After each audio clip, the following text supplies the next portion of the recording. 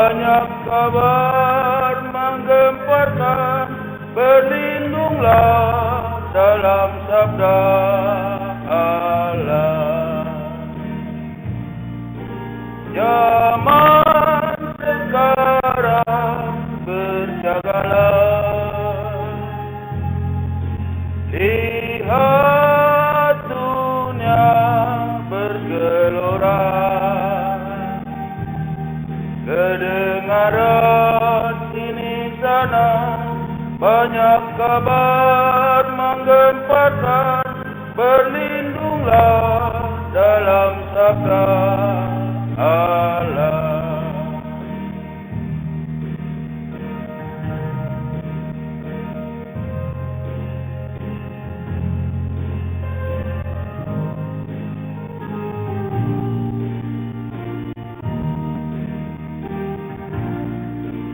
Zaman sekarang berjagalah,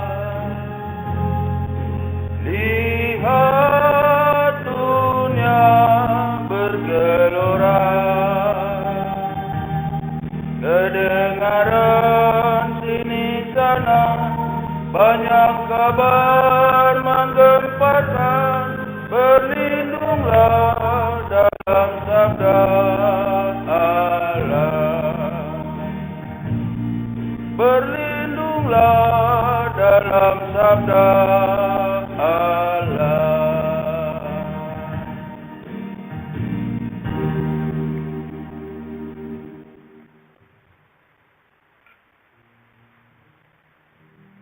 Saudara-saudara yang dikasihi Tuhan, tibalah saatnya kita masuk di dalam renungan firman Tuhan pada hari Minggu 19 April 2020. Tema kita hari ini adalah Yesus selalu hadir di tengah hati yang putus asa.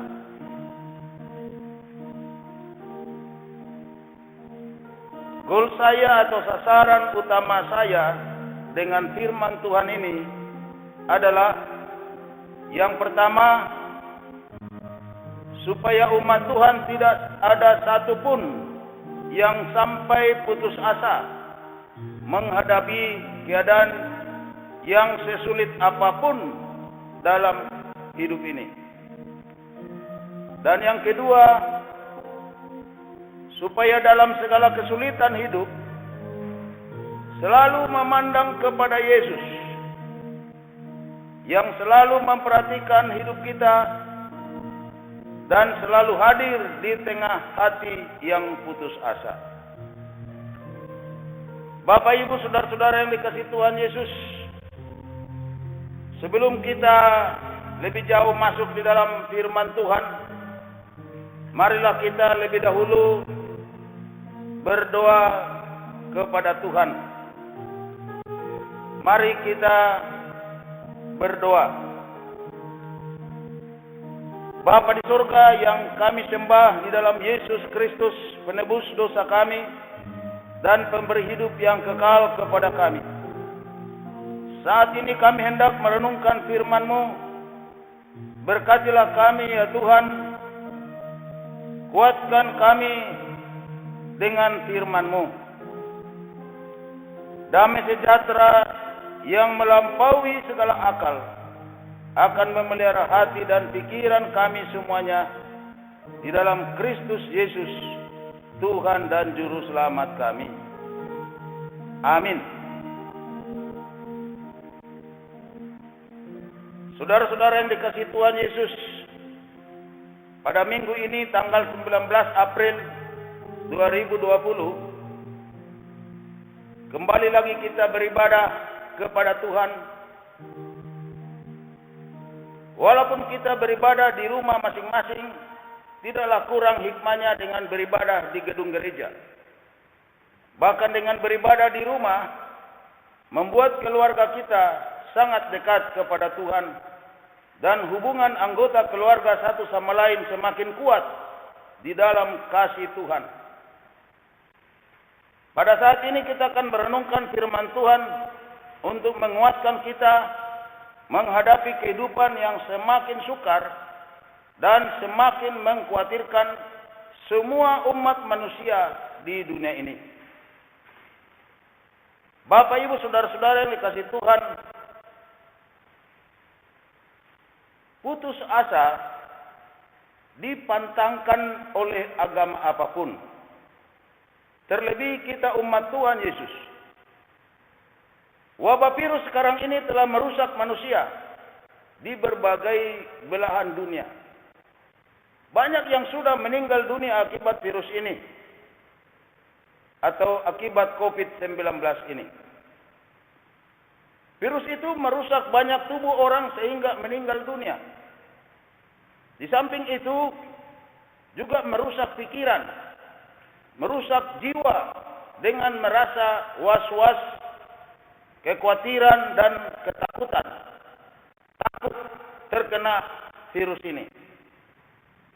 Bukan hanya tubuh manusia dirusak oleh virus ini, juga telah merusak perekonomian semua negara, merusak mata pencarian orang yang berusaha atau berbisnis. Banyak orang diberhentikan kerja atau di PHK dan membuat orang menderita kelaparan.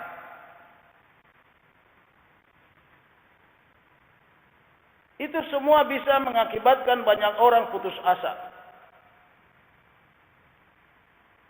Kita akan membahas orang-orang yang dekat kepada Yesus juga mengalami putus asa, tetapi Tuhan tidak menginginkan umatnya sampai menjadi putus asa.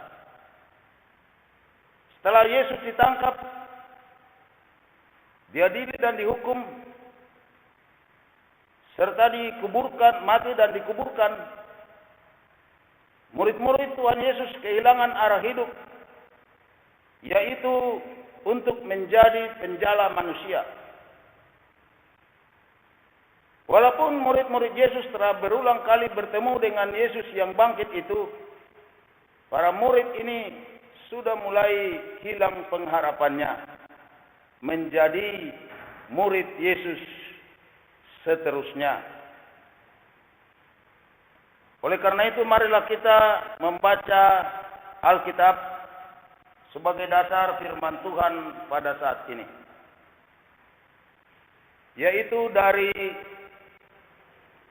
Yohanes 21 ayat yang pertama sampai dengan ayat yang ke-14. Yesus menampakkan diri kepada murid-muridnya di pantai Danau Tiberias. Kemudian Yesus menampakkan diri lagi kepada murid-muridnya di pantai Danau Tiberias, dan ia menampakkan diri sebagai berikut. Di pantai itu berkumpul Simon Petrus, Thomas yang disebut Didimus, Nathanael dari Kana yang di Galilea, anak-anak Zebedeus, dan dua orang muridnya yang lain. Kata Simon Petrus kepada mereka, "Aku pergi menangkap ikan." Kata mereka kepadanya, "Kami pergi juga dengan engkau." Mereka berangkat lalu naik ke perahu, tetapi malam itu mereka tidak menangkap apa-apa. Ketika hari mulai siang, Yesus berdiri di pantai, akan tetapi murid-murid itu tidak tahu bahwa itu adalah Yesus. Kata Yesus kepada mereka, "Hai anak-anak, adakah kamu mempunyai lauk pauk?" Jawab mereka, "Tidak ada." Maka kata Yesus kepada mereka, "Tebarkanlah jalamu di sebelah kanan perahu, maka akan kamu peroleh." Lalu mereka menebarkannya dan mereka tidak dapat menariknya lagi karena banyaknya ikan. Maka murid yang dikasihi Yesus itu berkata kepada Petrus, "Itu Tuhan." Ketika Petrus mendengar bahwa itu adalah Tuhan, maka ia mengenakan pakaiannya sebab ia tidak berpakaian, lalu terjun ke dalam danau. Murid-murid yang lain datang dengan perahu karena mereka tidak jauh dari darat. hanya kira-kira 200 hasta saja dan mereka menghela jala yang penuh ikan itu. Ketika mereka tiba di darat, mereka melihat api arang dan di atasnya ikan dan roti. Kata Yesus kepada mereka, "Bawalah beberapa ikan yang baru kamu tangkap itu." Simon Petrus naik ke perahu, lalu menghela jala itu ke darat, penuh ikan-ikan besar, 153 ekor banyaknya, dan sungguh pun sebanyak itu, jala itu tidak koyak. Kata Yesus kepada mereka, "Marilah dan sarapanlah." Tidak ada di antara murid-murid itu yang berani bertanya kepadanya, "Siapakah engkau?" Sebab mereka tahu bahwa ia adalah Tuhan. Yesus maju ke depan mengambil roti dan memberikannya kepada mereka. Demikian juga ikan itu. Itulah ketiga kalinya Yesus menampakkan diri kepada murid-muridnya sesudah ia bangkit dari antara orang mati. Saudara-saudara yang dikasihi Tuhan, kalau kita membaca firman Tuhan ini atau memperhatikan peristiwa ini, akhirnya Petrus mengambil keputusan untuk kembali menjadi penjala ikan seperti waktu dulu sebelum ia dipanggil Tuhan Yesus untuk menjadi penjala manusia. Seperti yang kita baca di dalam Lukas pasal 5 ayat 3 sampai dengan ayat yang ke-11. Demikian firman Tuhan. Simon menjawab, "Guru, telah sepanjang malam kami bekerja keras dan kami tidak menangkap apa-apa. Tapi karena engkau menyuruhnya, aku akan menebarkan jala itu juga." Dan setelah mereka melakukannya, mereka menangkap sejumlah besar ikan sehingga jala mereka mulai koyak. Lalu mereka memberi syarat kepada teman-temannya di perahu yang lain supaya mereka datang membantunya. Dan mereka itu datang, lalu mereka bersama-sama mengisi kedua perahu itu dengan ikan hampir tenggelam. Ketika Simon Petrus melihat hal itu pun, ia pun tersungkur di depan Yesus dan berkata, "Tuhan, pergilah daripadaku, karena aku ini seorang berdosa." Sebab ia dan semua orang yang bersama-sama dengan dia takjub karena banyaknya ikan yang mereka tangkap. Demikian juga Yakobus dan Yohanes, anak-anak Zebedeus yang menjadi teman Simon. Kata Yesus kepada Simon, "Jangan takut, mulai dari sekarang engkau akan menjala manusia." Dan sesudah mereka menghela perahu-perahunya ke darat, mereka pun meninggalkan segala sesuatu lalu mengikut Yesus. Bapak, Ibu, saudara-saudara yang dikasihi Tuhan, murid Yesus lainnya, yakni Thomas yang disebut Didimus, Nathanael dan anak-anak Zebedeus, dan dua murid lainnya juga ikut dengan Petrus untuk kembali menjadi penjala ikan. Yang kita sudah baca tadi di dalam Yohanes 21 ayat 2 sampai ayat yang ketiga. Dalam peristiwa ini sepanjang malam mereka tidak menangkap apa-apa. Seperti yang dikatakan di dalam ayat yang ketiga. Tetapi ketika mulai siang, Yesus menjumpai mereka dan bertanya kepada mereka, apakah mereka ada lauk pauk? Dan mereka menjawab, tidak ada. Lalu Yesus perintahkan untuk menebarkan jala mereka di sebelah kanan, sehingga murid-murid itu memperoleh sangat banyak ikan. Dalam Yohanes 21 ayat 11, mereka memperoleh 150 ekor ikan yang besar-besar, dan seharusnya jala pasti robek dengan ikan sebanyak itu, tetapi jalan mereka tidak apa-apa. Lalu Tuhan Yesus mempersilakan murid-murid itu menikmati sarapan yang sudah disediakan oleh Tuhan Yesus. Saudara-saudara yang dikasihi Tuhan, ada 3 hal yang kita bisa bahas sebagai perenungan firman Tuhan bagi kita melalui peristiwa ini. Yang pertama adalah murid-murid terlihat sudah putus asa. Putus asa karena Yesus, guru mereka, sudah tidak jelas lagi bagi mereka. Peristiwa ini adalah ketiga kalinya Tuhan Yesus menemui mereka. Seperti yang dikatakan di dalam ayat yang ke-14 Yohanes 21 itu. Namun setelah Yesus bertemu dengan mereka, Yesus pergi lagi dan tidak lagi bersama-sama mereka tiap-tiap hari seperti sebelum Yesus ditangkap. Jadi sudah hilang pengharapan murid-murid itu untuk dijadikan Tuhan sebagai penjala manusia, seperti yang dikatakan di dalam Lukas 5 ayat 10 tadi. Jadi mereka pikir lebih baik kembali saja menjadi penjala ikan seperti dulu. Di dalam perenungan ini, hal yang kedua adalah Tuhan Yesus tidak menghendaki umatnya atau murid-muridnya mengalami putus asa. Yesus mendatangi umatnya atau muridnya yang putus asa itu. Tuhan Yesus hadir dengan mengadakan mujizat yang besar seperti yang terjadi dalam konteks Yohanes 21 ayat 1 sampai 14 dengan memperlihatkan kepada murid-muridnya bahwa Dia adalah Tuhan atas alam ini yang berkuasa mengadakan apa saja untuk membahagiakan umatnya.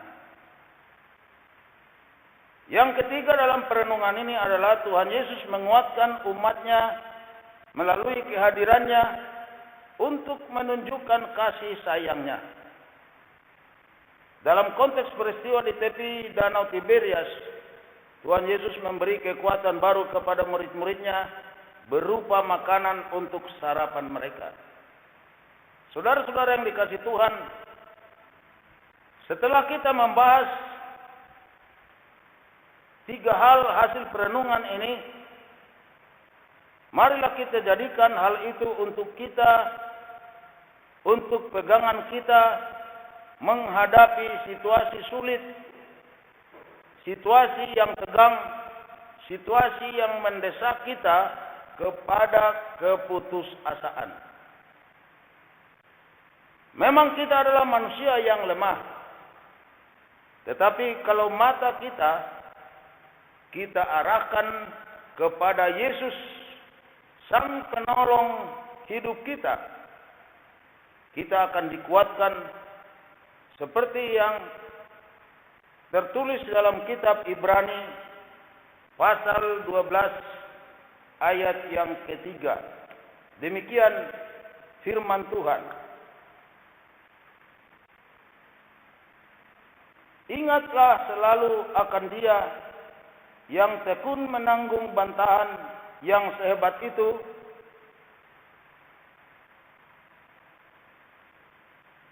terhadap dirinya dari pihak orang-orang berdosa, supaya jangan kamu menjadi lemah dan putus asa. Dengan mata yang tertuju kepada Yesus, kita tidak akan putus asa. Tetapi kita akan diberikan Tuhan kepada kita kekuatan yang berlimpah-limpah untuk menghadapi kesusahan yang sangat luar biasa sekalipun. Kita perlu membaca 2 Korintus pasal 4 ayat yang ke-12.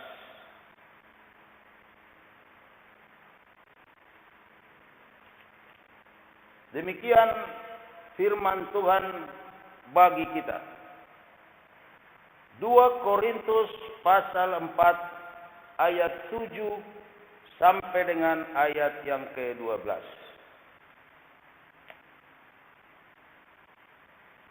Tetapi harta ini kami punyai dalam bejana tanah liat, supaya nyata bahwa kekuatan yang melimpah-limpah itu berasal dari Allah, bukan dari diri kami. Dalam segala hal kami ditindas, namun tidak terjepit. Kami habis akal, namun tidak putus asa. Kami dianiaya, namun tidak ditinggalkan sendirian. Kami diempaskan, namun tidak binasa. Kami senantiasa membawa kematian Yesus di dalam tubuh kami, supaya kehidupan Yesus juga menjadi nyata di dalam tubuh kami. Sebab kami yang masih hidup ini terus-menerus diserahkan kepada maut karena Yesus, supaya juga hidup Yesus menjadi nyata di dalam tubuh kami yang fana ini. Maka demikianlah maut giat di dalam diri kami, dan hidup giat di dalam kamu. Demikian firman Tuhan yang kita baca dari 2 Korintus 4 ayat yang ke-12, di mana kita hanya berharap kepada kekuatan yang daripada Allah. Bapak Ibu saudara-saudara yang dikasihi Tuhan, ingatlah 3 hal yang kita renungkan tadi. Yang pertama, Tuhan Yesus tidak berdiam diri atas penderitaan umatnya, seperti yang tertulis di dalam Keluaran pasal 2 ayat 23 sampai ayat yang ke-25.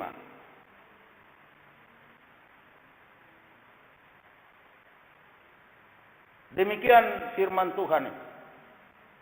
Musa diutus Tuhan.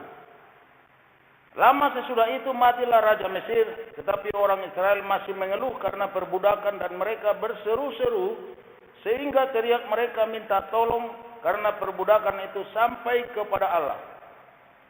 Allah mendengar mereka mengerang, lalu ia mengingat kepada perjanjiannya dengan Abraham, Ishak dan Yakub. Maka Allah melihat orang Israel itu dan Allah memperhatikan mereka. Dan di dalam Mazmur pasal 121 ayat yang kedua sampai 5 dikatakan demikian oleh firman Tuhan ini. Pertolonganku ialah dari Tuhan yang menjadikan langit dan bumi. Ia takkan membiarkan kakimu goyah. Penjagamu tidak akan terlelap. Sesungguhnya tidak terlelap dan tidak tertidur penjaga Israel. Tuhanlah penjagamu, Tuhanlah naunganmu di sebelah tangan kananmu. Demikianlah firman Tuhan yang menguatkan kita bahwa Tuhan itu tidak tertidur. Kuatkan hatimu, jangan sampai putus asa. Ada Yesus yang menolong hidupmu. Yang kedua, yang perlu kita renungkan, yang kita tadi sudah bahas, yaitu Yesus tidak menghendaki umatnya putus asa. Tuhan Yesus akan mendatangi umatnya yang putus asa itu dan menunjukkan mujizatnya, yaitu berkat-berkatnya, bahkan berkat yang berkelimpahan. Dan yang terakhir, Tuhan Yesus akan menguatkan umatnya dengan kehadirannya dengan penuh kasih sayang. Jadi, saudara-saudara yang dikasihi Tuhan Yesus, percayalah akan ketiga hal itu.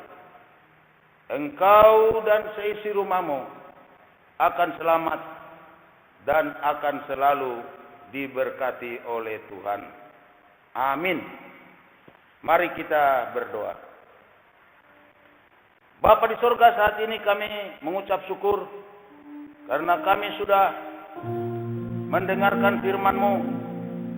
Biarlah firman-Mu itu yang menguatkan kami di dalam peristiwa yang terjadi sekarang di dunia ini, di mana oleh karena ada wabah yang menghancurkan kehidupan banyak orang, menghancurkan perekonomian hampir semua negara, dan juga menjadikan banyak orang hampir putus asa oleh karena penghasilannya sudah tidak ada, oleh karena mengalami diberhentikan dari pekerjaan. Dan saat ini ya Tuhan, kami sudah merenungkan firman-Mu bahwa Tuhan Yesus yang adalah Tuhan dan Juru Selamat kami, yang mengasihi kami, tidak berdiam diri atas penderitaan kami. Tuhan tidak tertidur. Tuhan selalu menguatkan hati kami supaya jangan sampai putus asa. Tuhan Yesus Kristus adalah penolong hidup kami. Bapa dalam surga, berkatilah umat-Mu semua dalam segala tugas dan pekerjaan. Jamah dan sembuhkanlah yang sakit, dan hiburkanlah yang mengalami duka cita. Berkatilah kami supaya selalu melihat kepada Yesus yang adalah penolong kehidupan kami. Kami yang yakin dan percaya bahwa Tuhan Yesus akan selalu hadir di tengah-tengah kehidupan kami dan akan memberikan kepada kami kasih sayang yang luar biasa dengan memberkati kami, sehingga kami satu pun tidak akan ada yang berkekurangan. Terima kasih ya Tuhan, kami serahkan kepadamu umat-Mu. Biarlah Tuhan memberkati kami semua. Terima kasih Tuhan, dalam nama Tuhan Yesus kami berdoa dan bersyukur kepada Tuhan. Amin.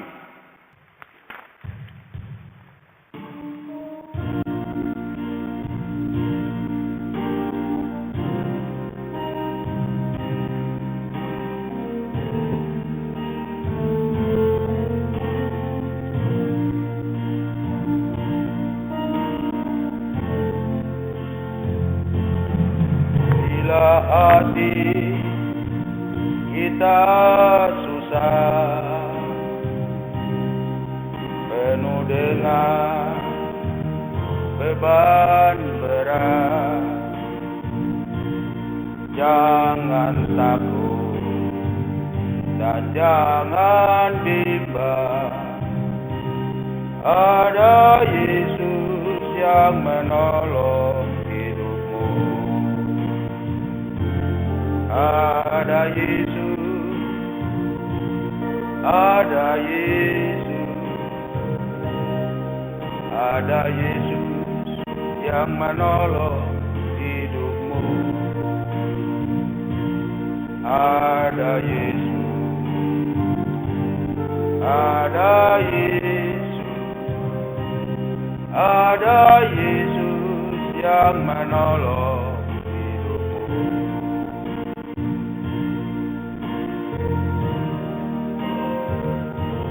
Jangan putus asa atas segala kesusahan dan kesulitan serta penderitaan hidup. Ada Yesus yang mencukupi kebutuhanmu, bahkan memberikan kelimpahan kepadamu.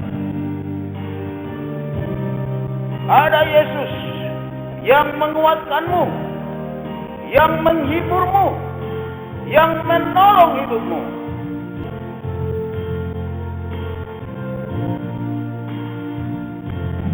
Bila hati kita susah, penuh dengan beban berat, jangan takut dan jangan bimbang. Ada Yesus yang menolong hidupmu. Ada Yesus, ada Yesus, ada Yesus yang menolong hidupmu. ada Yesus, dan ada Yesus, ada Yesus yang menolong hidupmu. Ada Yesus, ada Yesus, ada Yesus yang menghibur hatimu. Ada Yesus, dan ada Yesus, ada Yesus yang menolong hidupmu. Ada Yesus yang menolong hidupmu. Amin.